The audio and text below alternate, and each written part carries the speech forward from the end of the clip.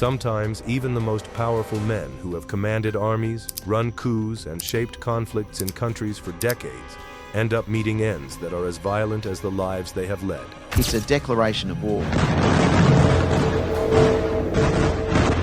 Nasrallah was not just another terrorist, he was the terrorist. He was the axis of the axis, the main engine of Iran's axis of evil. The elimination of Nasrallah is a necessary condition in achieving the objectives we have set. We saw the same with Gaddafi and now Hassan Nasrallah, Hezbollah's leader for 32 years. Before we reveal the brutal final hours of Hassan Nasrallah, please subscribe to the channel if you like videos where we uncover the brutalities of the world. The tyrant. Sometimes, leaders who have committed the most heinous crimes and terrible acts against humanity simply go unpunished.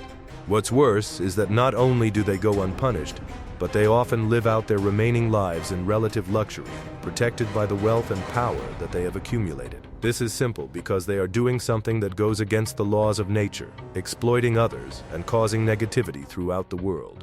If you don't believe me, just look at Idi Amin, one of the bloodiest dictators of recent history, who lived out his days in comfortable exile in Saudi Arabia. Then we have Pol Pot, who was responsible for the death of millions in the Cambodian genocide, and he died peacefully of natural causes, surrounded by family and comrades.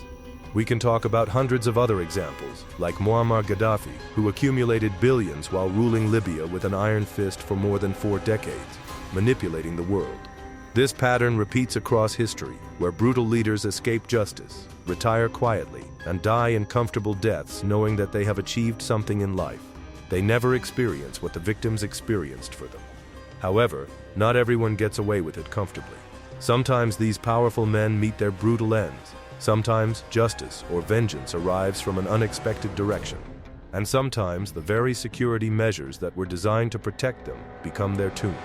We're talking about the case of Hassan Nasrallah, Hezbollah's Secretary General and one of the most influential figures in Middle Eastern politics for over 3 decades. He learned his lesson in the most devastating way possible, and when his downfall came, it was so swift, brutal, and final that he didn't even see that coming. Hassan's reality. Like many other dictators, Hassan wasn't born in power or privilege. He grew up in Beirut's southern suburbs, which would later become Hezbollah's stronghold. He was in a working-class Shia family during the Lebanese Civil War. However, violence was the backdrop of his childhood, and all he saw was trauma after trauma. They were experiencing resistance against foreign occupation, and that is exactly what became Hassan's calling. As a young man, Hassan Nasrallah studied Islamic theology in Iran and Iraq, absorbing the revolutionary Shia ideology that would later define the whole organization called Hezbollah. When Israel invaded Lebanon in 1982, Nasrallah joined the resistance movement that would eventually become Hezbollah, which is also called the Party of God. He wasn't the most charismatic speaker, and initially, he didn't even like coming to the front. Since he was not from the most prominent family, there was nothing too interesting about it, but he possessed something even more valuable than charisma: organizing a military strategic vision along with the ideological commitment that most others could never stand against. He understood military tactics, political maneuvering, and how to build a resilient organization that could survive Israeli attempts to destroy it. When his predecessor, Abbas al-Musawi, was assassinated by the Israeli helicopter strike in 1992, Nasrallah was chosen as the lead Hezbollah at just 32 years old. This assassination shaped everything we need to know about Nasrallah and why he operated in so much terror in the next 3 decades. He became obsessed with security and paranoid in some sense. He even watched his mentor die from the sky, blown apart by Israeli missiles, and swore it would never happen to him. From that moment, he basically disappeared from public life. Under Nasrallah's leadership, Hezbollah evolved from just a small resistance movement into what many believe is one of the most powerful non-state military forces in the world. This organization had accumulated an estimated 150,000 rockets and missiles, and they trained tens of thousands of fighters every year.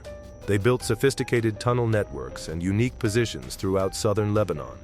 The organization even gained combat experience fighting in Syria, transforming from just a militia into a battle-hardened enemy. Nasrallah's defining characteristics were his invisibility. After 1992, he rarely appeared in public. He communicated through video messages recorded in a secure location that nobody knew even existed. He moved constantly through underground bunkers that were connected in Beirut's southern suburbs. He trusted almost no one with his location or schedule. His security protocol also involved multiple decoys, body doubles, and layers of counterintelligence designed to prevent anyone from tracking his movement. If it sounds similar to the Dictator movie, you can say that he was quite similar to the movie, except he wasn't as jolly and funny as the Dictator actor. This paranoia kept him alive for 32 years, while Israeli intelligence, which has some of the most trained and sophisticated in the world, hunted him relentlessly. They would come close before destroying buildings moments after he had disappeared, but Nasrallah's obsessive operational security always kept him one step ahead of the enemies, until finally it didn't. Intelligence operations. If you have heard the headlines, you already know that Hassan Hezbollah died the worst death he could ever imagine. What he was running away from came running towards him relentlessly.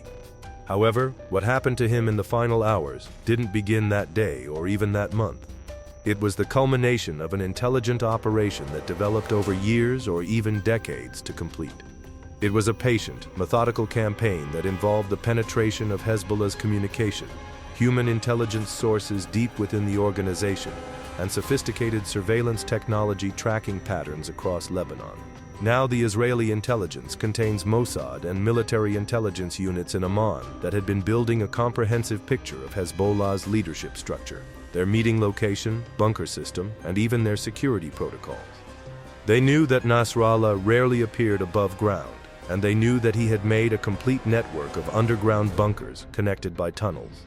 They even knew he communicated via couriers and encrypted messages rather than electronic devices that could be hacked or tracked. The challenge here was brutally simple, yet almost no one could achieve it in the past. They needed to locate a man who never stayed in one place, who trusted virtually no one, and operated underground facilities specifically designed to survive airstrikes, and someone who had an entire organization dedicated to keeping his location secret. The breakthrough came from multiple intelligence streams. Electronic intercepts revealing meeting schedules and human intelligence identifying which bunker complexes were being used. They even had surveillance tracking movement patterns of senior Hezbollah commanders, possibly even the penetration of Nasrallah's inner security circle by Israeli agents. By September 2024, Israeli intelligence thought they had enough information to act. They knew that Nasrallah would be meeting with senior Hezbollah commanders and Iranian Revolutionary Guard officials to discuss the conflict between Israel and Palestine. The new witch bunker complex in Dafieh, Beirut's southern suburb, would host the meeting, and, crucially, they already had a narrow window when the multiple high-value targets would be gathered in one location. This was a once-in-a-lifetime opportunity that would never come before, and it was the chance to destroy Hezbollah's entire leadership structure in a single devastating strike. Before we reveal what exactly happened, please subscribe to the channel if you're enjoying it so far. The bunker. On September 27, 2024, Hassan Nasrallah descended into what he believed was one of the most secure locations. This fortified underground bunker complex was in Dafieh. He wasn't going to his usual constructed hideout, and this was a sophisticated military facility that was built specifically to survive aerial bombardment. It had reinforced concrete walls, several meters thick, multiple levels underground, and structural engineering designed to withstand conventional airstrikes. Here he was meeting with other commanders, including Ali Karaki, the head of Hezbollah's Southern Front, and other high-ranking officials. Representatives from Iran's Revolutionary Guards were also present, including one of the most senior RGC commanders, called Abbas. They were discussing strategy for the ongoing conflict with Israel while coordinating military operations and planning responses to recent Israeli attacks. Despite the heightened tension and escalating conflict, Nasrallah likely felt as safe as he ever did. He was deep underground in a facility that had taken years to construct and was surrounded by his most trusted security personnel. The bunker was located beneath a residential building in the heart of Hezbollah's stronghold, which is an area where Israeli strikes would inevitably cause massive civilian casualties. Above ground, something else was brewing. Israeli F-15 fighter jets were approaching. The Air Force didn't just drop a few bombs, hoping to penetrate the bunker. They executed a massacre-overwhelming strike using approximately 80 precision-guided munitions, specifically designed to destroy deeply buried and hard-hung targets. The weapons used here were a combination of Blue 109 bunker buster bombs and 2,000-pound penetrator munitions that were designed to punch through multiple layers of reinforced concrete. These strikes then came in waves, each precisely timed and targeted. What made these strikes so terrifying is that they came in waves, each one precisely timed and targeted. The first one punched through the buildings and above the bunker complex, clearing the way for the subsequent bombs to go deeper. The second wave struck slightly offset positions, ensuring maximum structural damage. Inside, Nasrallah and others would have experienced moments of utter terror as their world literally collapsed around them.